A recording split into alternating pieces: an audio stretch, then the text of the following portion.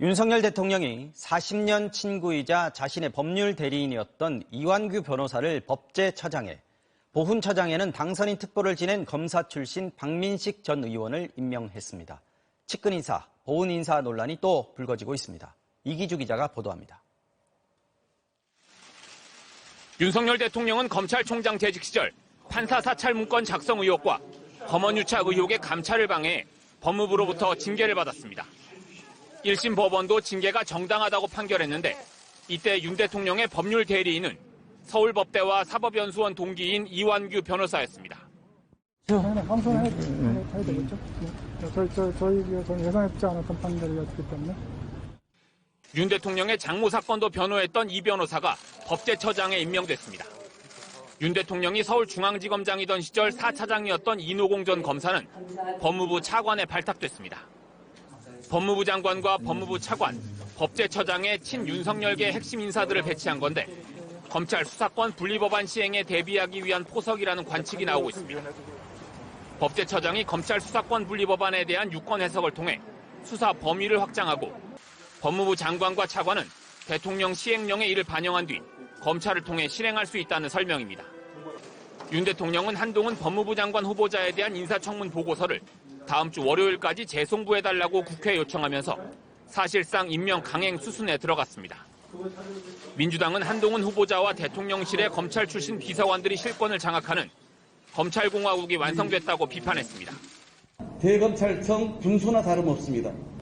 소통령 한동훈 후보자가 법무부와 검찰을 장악하면 사실상 문고리 7상시가 되어 무소불위의 권력을 행사할 수 있게 됩니다. 과거 문고리 3인방이 떠오릅니다. 이와 함께 윤 대통령은 대선 캠프 출신이자 당선인 특보를 지낸 검사 출신의 박민식 전 의원을 보훈처장에 임명했습니다. 그런데 박 전 의원이 보훈 정책에 어떤 전문성을 가졌는지에 대해선 구체적인 설명을 내놓지 않았습니다. 이런 가운데 윤 대통령은 민주당이 인사청문 보고서 채택을 거부한 원희룡 국토부 장관과 박보균 문체부 장관에 대한 임명을 강행했고 권영세 통일부 장관에 대한 임명안도 함께 제거했습니다. 자진 사퇴 여론이 일고 있는 정호영 보건복지부 장관 후보자에 대한 임명은 이번에도 보류됐습니다. 장관에 이어 차관급에서도 친구 인사, 측근 인사 논란이 이어지면서 인사 문제는 오는 16일로 예정된 윤 대통령과 여야 지도부의 국회 회동에서도 핵심 쟁점이 될 전망입니다. MBC 뉴스 이기주입니다. 윤재순 대통령실 총무비서관이 검찰 재직 시절에 2번이나 성비위 사건과 관련해서 징계성 처분을 받았던 사실이 알려졌습니다. 윤 비서관은 윤석열 대통령이 검사일 때 줄곧 보좌를 해왔던 최측근 인사인데요. 이 성비위 사건에 관련됐던 전력이 있는데 어떻게 비서관의 인선이 될 수 있었는지 논란이 일고 있습니다. 신수아 기자가 취재했습니다.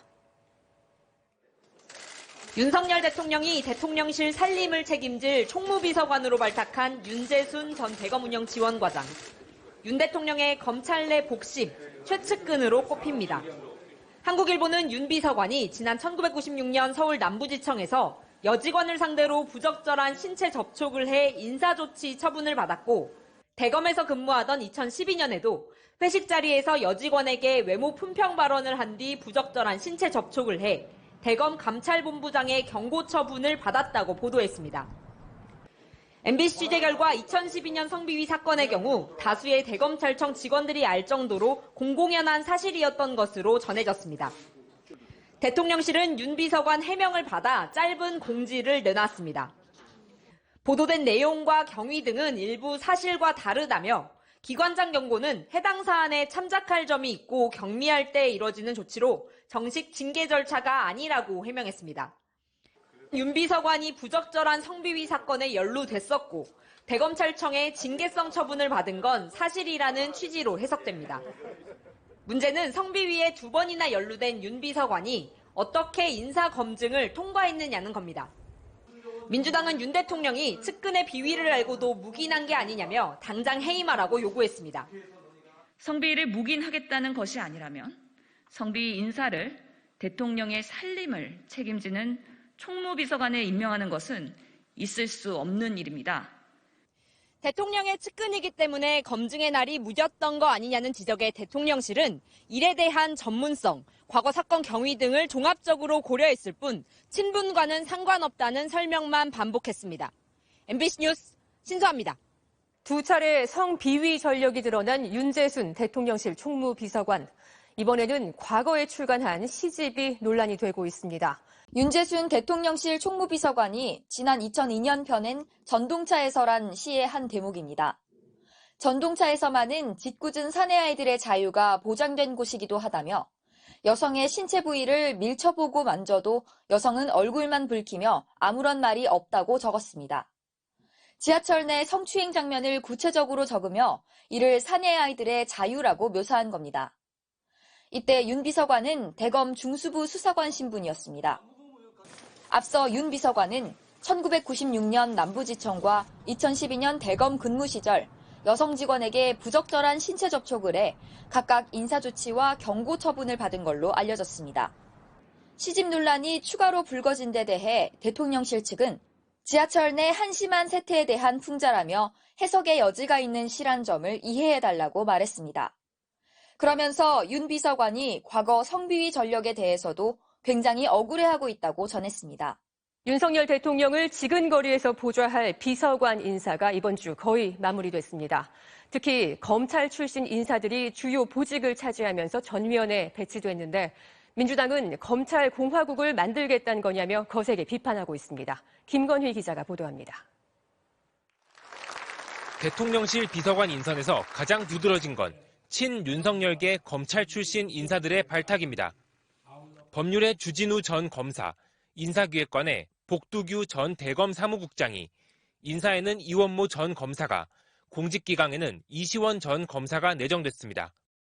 과거 청와대로 치면 인사 민정 라인을 모두 검찰 출신들로 채운 겁니다. 게다가 이들 모두 문재인 정부와 각을 세운 수사를 했거나 윤석열 당선인과 함께 근무한 연이 있습니다.